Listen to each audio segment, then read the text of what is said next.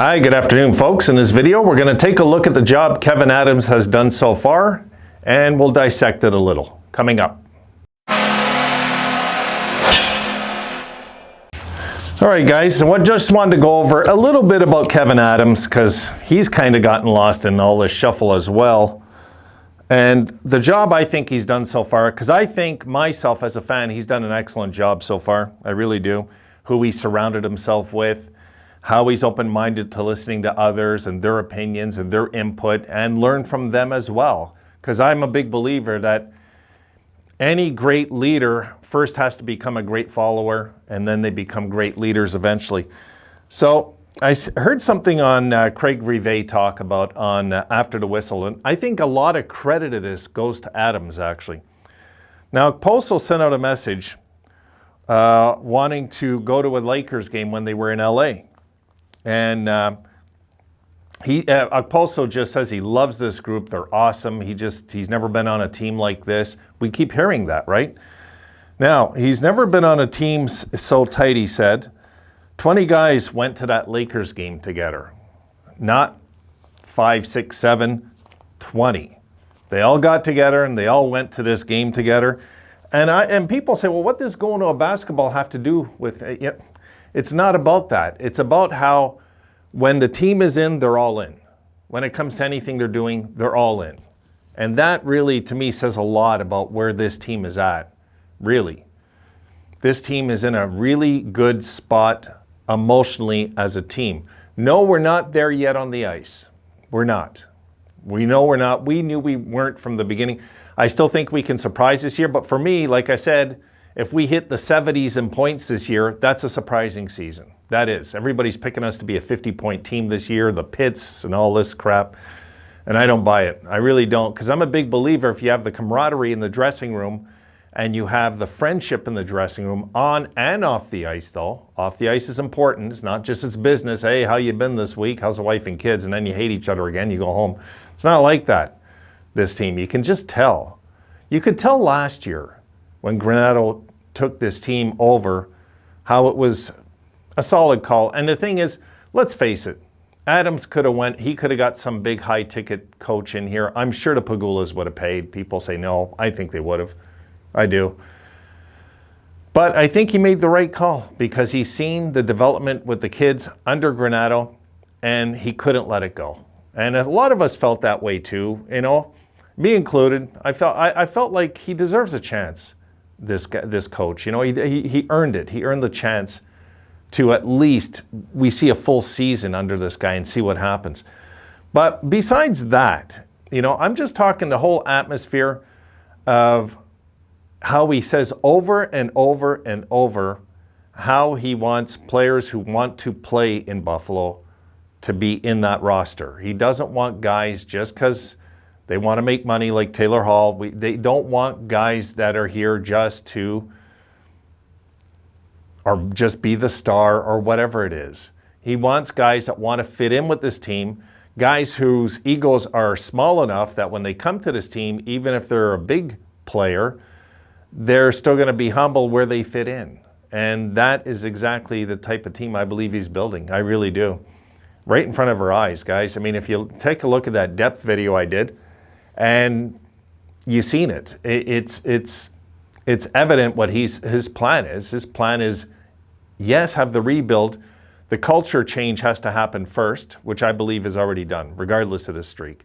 I believe he's adjusted that culture change into an atmosphere of fun, excitement, good practices, and that's credit to Granato also, of course. And he also has brought in a system where he is willing to grow himself. Not just, I'm the GM and I got all the answers. It's not like that with this man. And that makes me comfortable as a fan. It makes me comfortable knowing that Adams has enough smarts to know that there's a thing called false pride and ego, and he's stepping on that as he goes forward as a general manager and gets more experience and gets smarter. And a lot of fans of opposing teams maybe took it the wrong way, what he did with Eichel, but you know, they're not Sabres fans. Their concerns were just, they just want this over with. But our concerns were, we want to get a good return. We did. We got a good return. We got good returns. Anybody that thought we got ripped off in the Sam deal, sorry, it's a man crush on Sam. I was never crazy about Sam Reinhart, guys. I wasn't. I just wasn't. He was soft. He didn't play a physical game. Tuck's going to bring that element, by the way. Tuck's going to bring that toughness element into the dressing room as well. Don't think he won't. He will. You guys have seen him play. He's not scared to be physical. Sam was the type of guy that I found just kind of floated out there and had the reputation of having the high hockey IQ. Who cares? That doesn't do anything in the corners, you know? It doesn't. So I was not hating on Sam. I was happy to see him go because there's no doubt in my mind that guy's not worth $6 million. There's no doubt in my mind when he's just getting the majority of his goals in a streak and on the power play as well. So no, we made the right decision. God, we got Tuck. Think about it. We got Alex Tuck for less than Sam's making. Now, would you guys trade Alex Tuck right now for Sam Reinhart? Any of you that say yes, sorry, you're not thinking. You're not thinking. Because this guy has leadership capabilities that's coming over. This is really, really a good move, the more I think about this. But I want to get back to how Adams kept himself professional. Throughout this whole mess, guys, you've never seen him get frustrated with Harrington or any of those guys. He just kind of answered politely and as cordial as possible. He tried his best to just give the right answers, even though he didn't have any. It's like, no, basically, I'm waiting till the Sabres get the right deal that we want.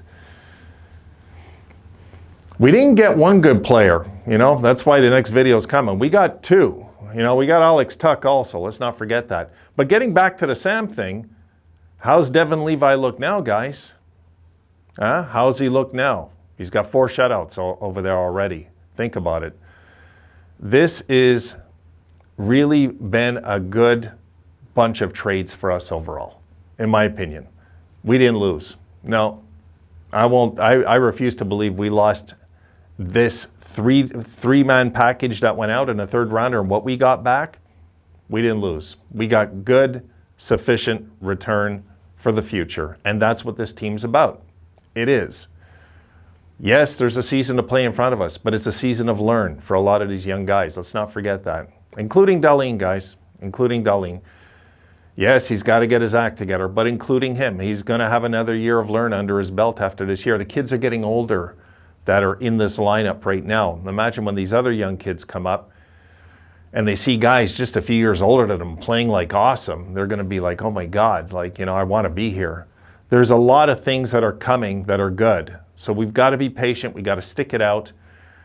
And of course, we got to win as many games as possible. And if we don't, we don't. But we have to try. We can't go in there and tank. That's out of the question. Out of the question. There's no point in making all these changes to have the attitude we're going to tank. That's not even a thought in my head. So I'm leaving that out. That backfired, it will backfire again. If it's a tank where it happens naturally, but we worked hard all year, I can live with that. Okay, folks, on that note, I'm going to leave it there. I'll see you in the next video.